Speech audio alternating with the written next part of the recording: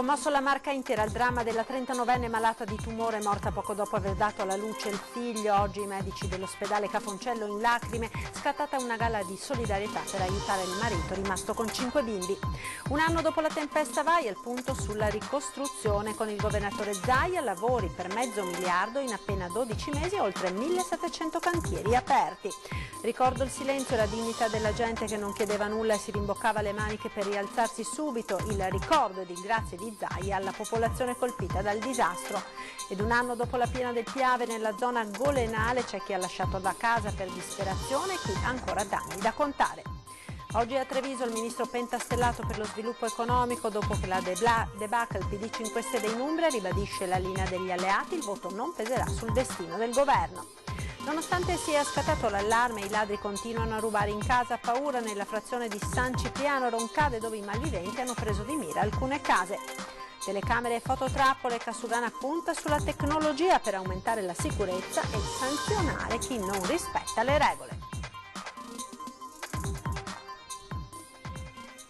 Ben ritrovati con l'edizione trevigiana dei nostri telegiornali. Ha commosso la Marca intera il dramma della 39enne malata di tumore morta poco dopo aver dato alla luce il suo bambino. L'ospedale Cafoncello in lacrime, scattata intanto una gara di solidarietà per aiutare il marito rimasto solo con 5 figli.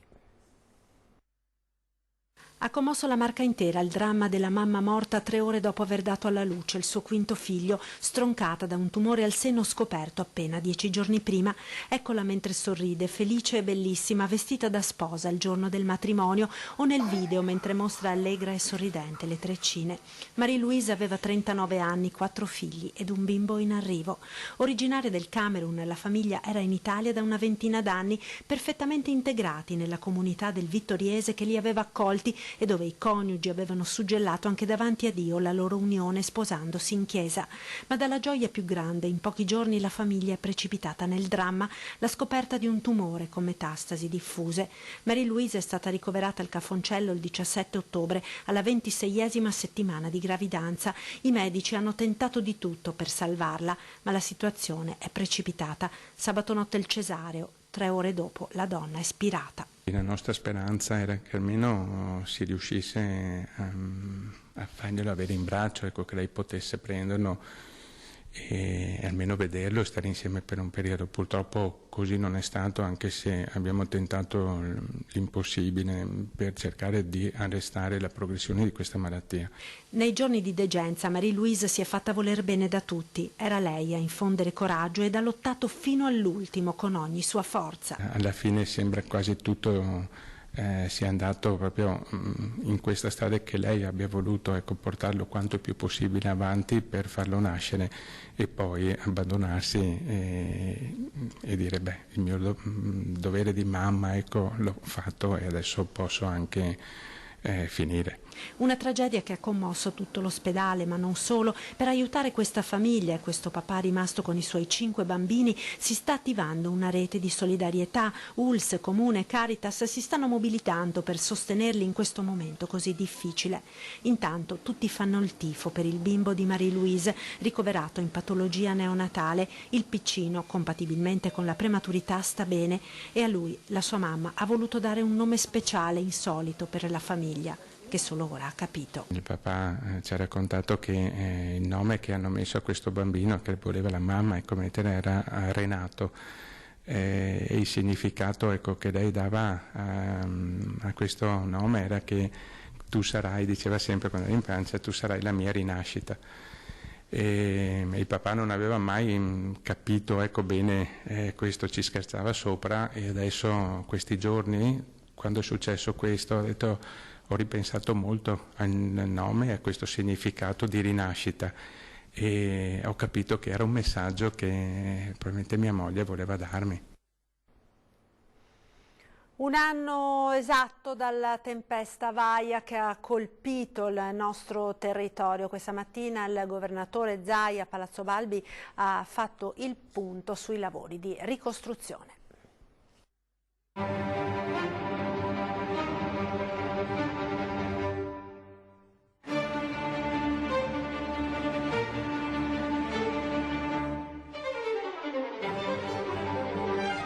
La sensazione al mio primo arrivo a Roccapiedra è stata del silenzio quasi spettrale, della dignità della gente della montagna, della tenacia di non mollare. Erano lì tutti che spalavano, nessuno sul bordo della strada che aspettava gli aiuti, e penso che questo ricordo per me resterà indelebile. Grandi i cittadini della montagna, grandi tutti quelli che hanno subito danni, grandi i sindaci eroi che comunque sono stati al nostro fianco e a fianco delle loro popolazioni. Le prime cose, la tensione sicuramente, e poi la preoccupazione, soprattutto la domenica pomeriggio quando stavano uscendo le stelle. Sembrava che a qualcuno sembrava che il peggio fosse passato e noi invece sapevamo che il peggio sarebbe capitato il lunedì, e quindi in quel momento molti telefonavano, chiedevano, addirittura insultavano anche, dicevano state creando allarmismo per nulla. In realtà poi si è visto cosa è successo. Questi sono i ricordi più vivi nella mente di chi ha vissuto quelle tragiche giornate e si è ritrovato a dover prendere decisioni. A un anno dalla tempesta Vaia che ha devastato il nostro territorio. Il governatore Zaia, nel suo ruolo di commissario delegato per il superamento dell'emergenza, fu in primis determinato nel disporre la chiusura delle scuole, quando dall'esterno più di qualcuno parlava di allarmismo. È stata una scelta che ho fatto in autonomia.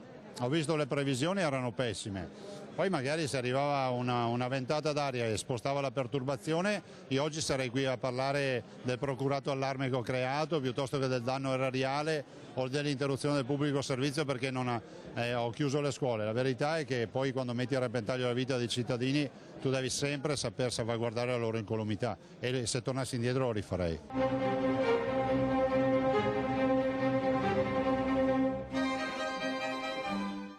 E a un anno di distanza il punto a Palazzo Balbi sull'enorme lavoro di ricostruzione svolto in questi mesi. Abbiamo circa 1 miliardo di euro di promesse in 3 anni. La prima tranche è arrivata, l'abbiamo tutta investita e si è tradotta in 1746 cantieri.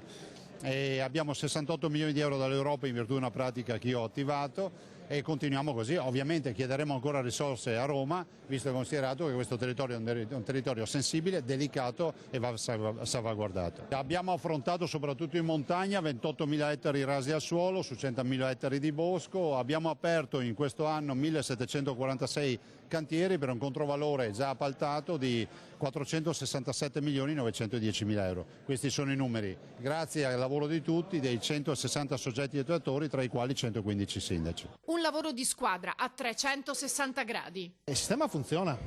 Il sistema funziona e oltre alle procedure funzionano anche le persone. Qua hanno funzionato le persone, perché puoi avere tutte le procedure codificate che vuoi, ma se non ci sono le persone non si riesce a operare. Possiamo dire che il Veneto ancora una volta si è dimostrato forte. Ma l'ha detto il Presidente Mattarella, il Veneto ha dato una lezione di protezione civile e quindi ci meritiamo l'autonomia.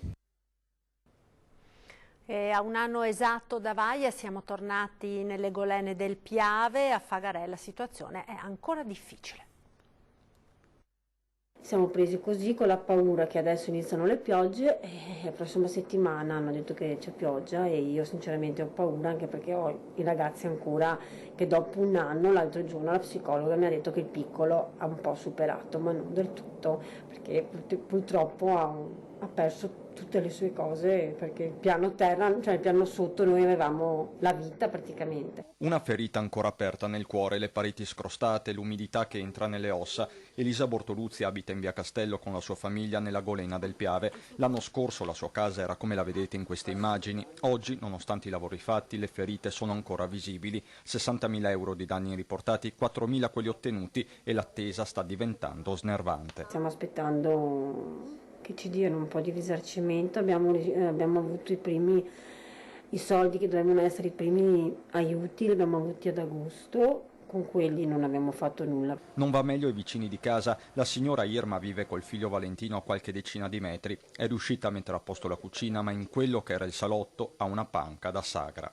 Io ho perso tutto e tarderò un po' in rimettermi a posto, perché non è facile. Fino adesso sono stati dati 5.000 euro dopo molti mesi, dichiarandoli come un primo aiuto, quando un primo aiuto sarebbe da dare all'immediato. Come danni, così una cifra diciamo arrotondata, siamo comunque tra i 70 e 80.000 euro. Rassicurazioni arrivano dal primo cittadino pronto a distribuire le risorse del conto corrente comunale aperto a suo tempo, burocrazia permettendo. a breve contiamo anche di poter provvedere a redistribuire queste risorse a coloro che hanno diritto. Certamente non lo possiamo fare ogni giorno di poter mettere in piedi il fatto della macchina burocratica per poter utilizzare queste risorse. Ed altri residenti invece se ne sono andati dalla Golena del Piave. A raccontarlo ieri sera a 20:10 i sindaci di Salgareda e Zenson di Piave.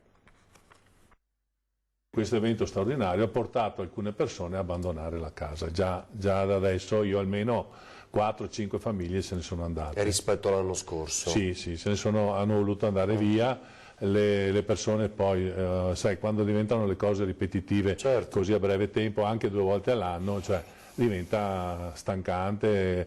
E poi non so se avete mai visto una casa all'interno dopo un'alluvione, è un disastro in effetti, di fango, mobili rovinati. Ma soprattutto l'anno scorso, insomma, per il tipo di impatto che ha avuto, no? Sì, quindi 4-5 famiglie hanno lasciato, e quelle case adesso sono chiuse? Quelle case sono chiuse, sì. Per lei, sindaco? Sì, anche da noi.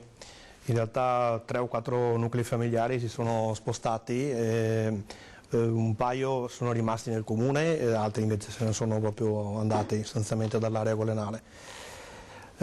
Concordo con il sindaco quando dice che in realtà non è semplice, io capisco in parte chi abita in area golenale, non è semplice lasciare la propria abitazione sulla quale magari si è anche investito in ristrutturazioni, non è affatto semplice.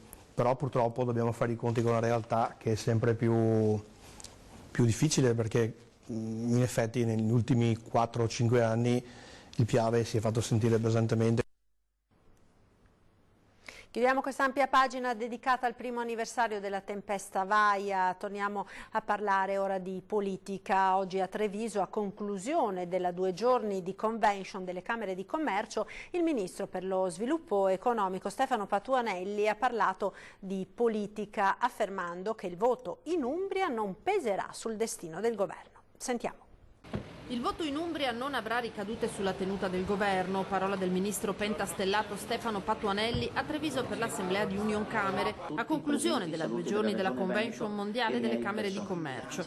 Il ministro per lo sviluppo economico è fermo su questo punto. No, assolutamente no. Il voto dell'Umbria è un voto che deve far riflettere il movimento sulle proprie dinamiche, ma non ha un'incidenza sulla compagine di governo. Credo che non si possa pensare ogni volta che c'è un'elezione regionale di mettere in discussione il governo, e soprattutto dire una cosa: chi parla di democrazia rubata, le elezioni politiche si svolgono e dovrebbero svolgersi ogni 5 anni, poi per 5 anni le forze politiche che ci riescono governano e vengono giudicate dopo 5 anni dai cittadini. Alle categorie che non ritengono sufficienti per il rilancio i provvedimenti previsti in manovra economica, Patuanelli sottolinea che sventare l'aumento dell'IVA è stato vitale, il resto è solo contorno. Riuscire a scongiurare l'aumento dell'IVA è stato veramente un elemento qualificante per la manovra. Dopodiché stiamo inserendo anche altre misure importanti, il taglio del cuneo fiscale, le misure per la famiglia,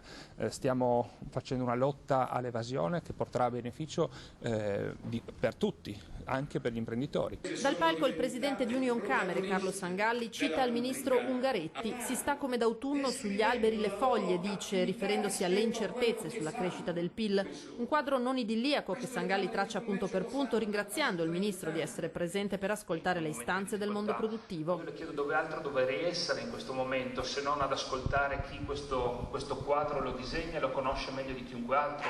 Io devo essere qua.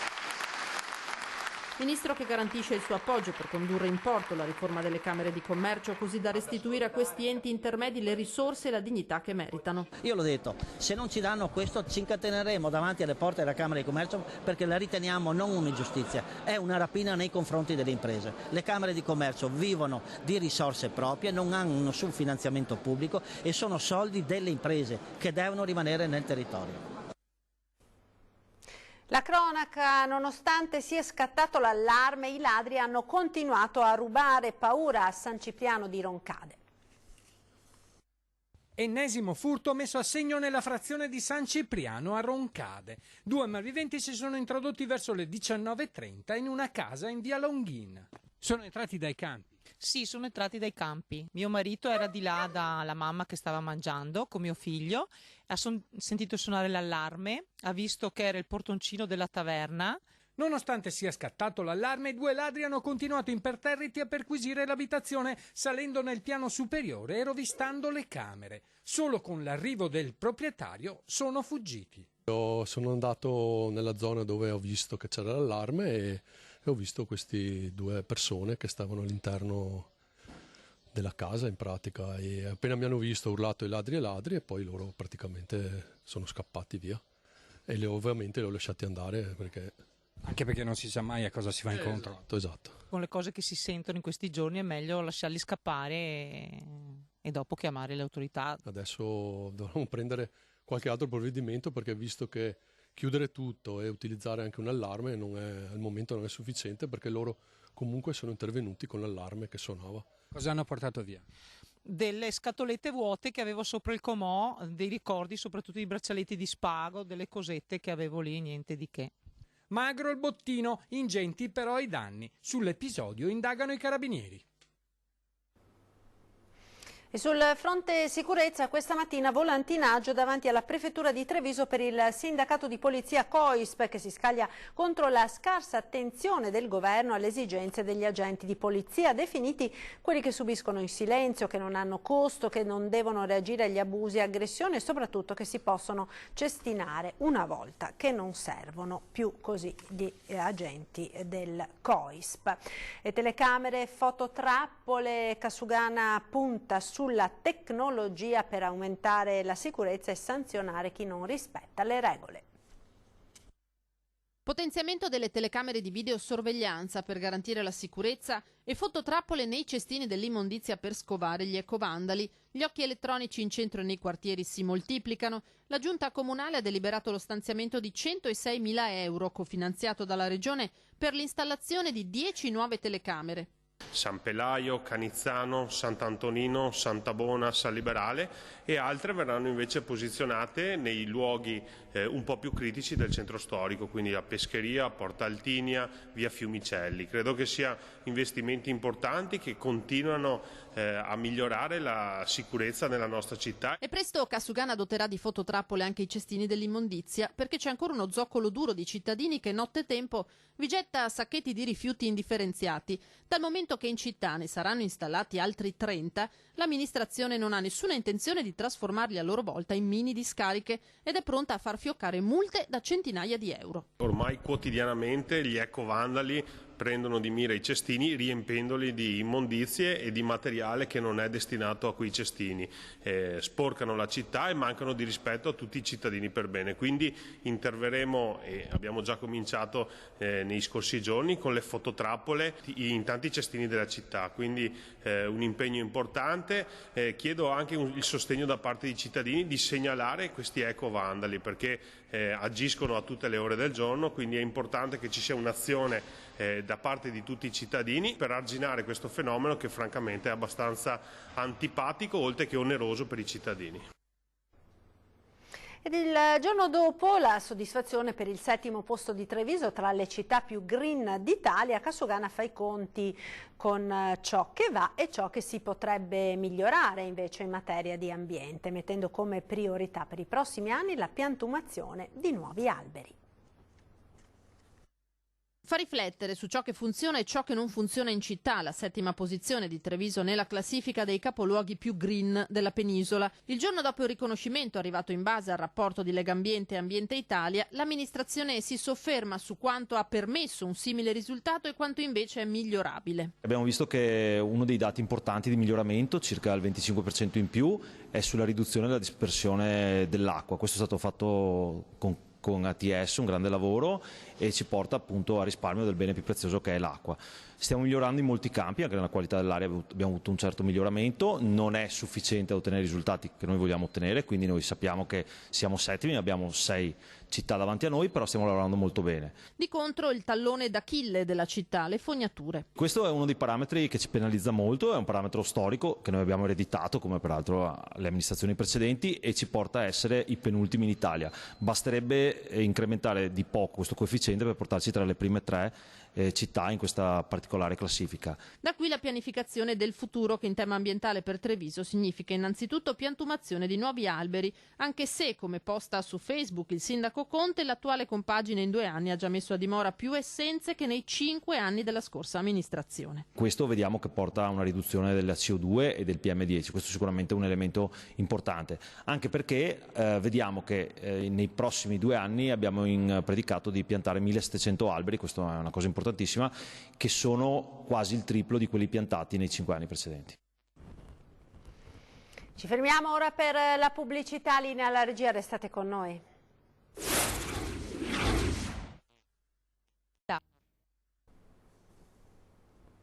Rieccoci in diretta con l'edizione di Treviso dei nostri telegiornali. Lutto nel mondo dell'imprenditoria per la morte di Cesare Bovolato, storico patron di Cadoro.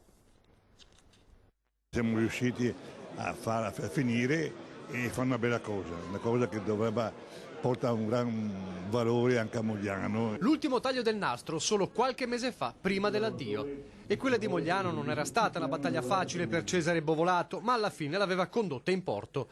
Un altro sigillo, il 23esimo punto vendita per quello che tutti chiamavano il signore dei carrelli. Oggi il mondo dell'imprenditoria piange uno dei tanti pionieri del nord-est creativo che costruì la locomotiva economica e la fece partire e andare veloce.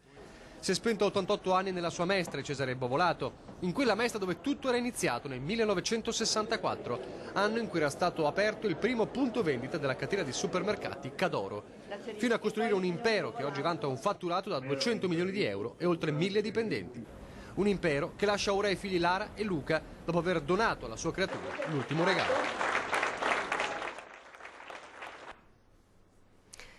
Ed ora le notizie da Belluno e provincia.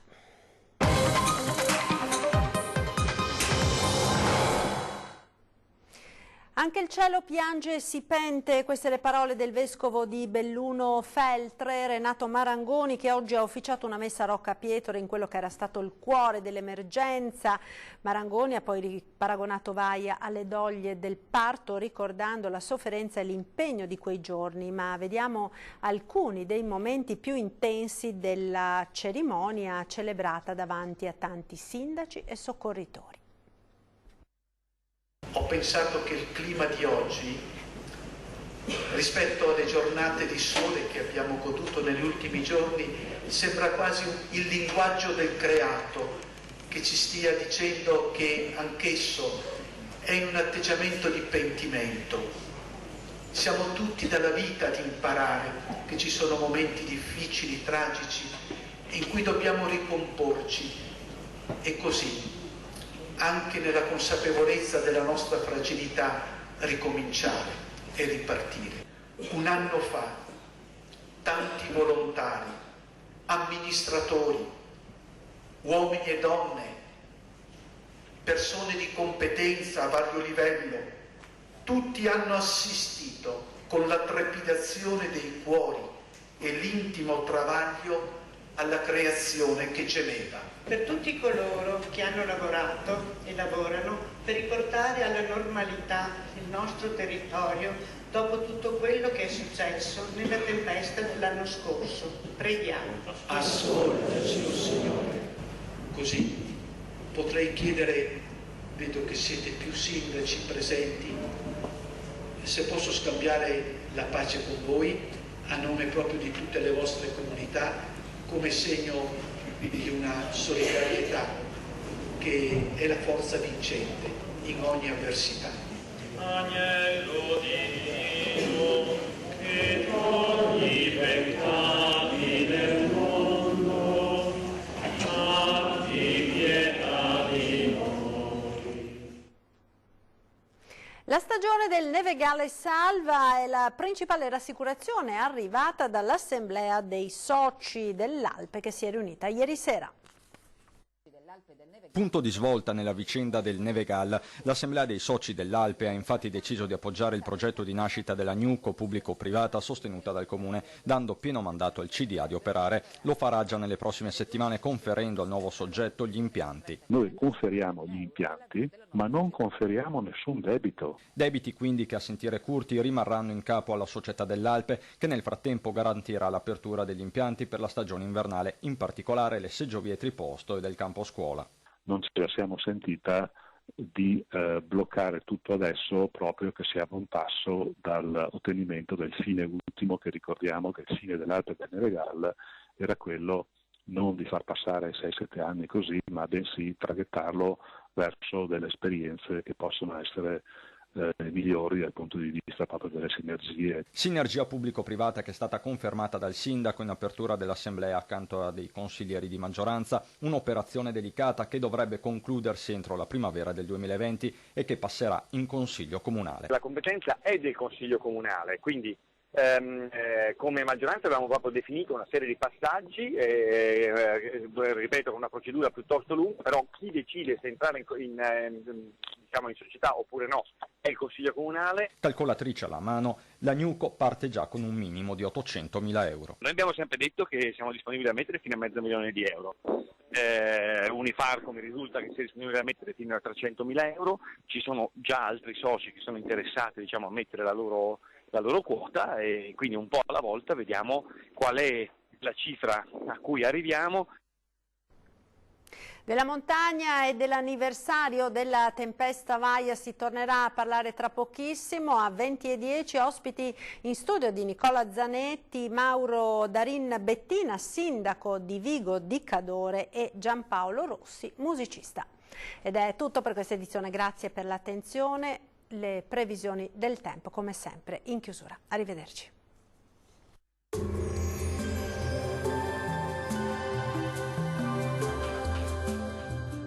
Tonus Laboratorio del Piede, centro altamente specializzato nella costruzione di plantari su misura, dedica nuove tecnologie di rilevazione dei carichi posturali per dare voce alla filosofia di benessere che lo caratterizza. Benvenuti al Meteo. Ultimi giorni di ottobre in controtendenza rispetto al resto del mese, che si è mostrato climaticamente sopra la media. Mercoledì 30 ottobre ancora una lieve instabilità e temperature più fresche. Nel dettaglio sul Veneto il cielo risulterà molto nuvoloso con residui piovaschi a carattere sparso al mattino. Il tempo sarà via via più asciutto col passare delle ore, ma la giornata risulterà piuttosto grigia. Temperature in ulteriore lieve calo, minime tra 5 e 11 gradi, valori massimi compresi invece tra 11 e 13 gradi. Ci spostiamo ora sul Friuli Venezia Giulia con ultime piogge al mattino, ma via via in esaurimento, cielo coperto un po' ovunque. Temperature minime tra 6 e 10 gradi, valori massimi oscillanti invece tra i 12 e i 13 gradi. Uno sguardo infine al Trentino Alto Adige, dove non cambia la situazione, tempo ancora localmente instabile, ma situazione in miglioramento durante il pomeriggio. Temperature minime sui 9 gradi, valori massimi sui 12 gradi. Dal Meteo di Antenna 3 per ora è tutto, vi do appuntamento al prossimo aggiornamento, arrivederci.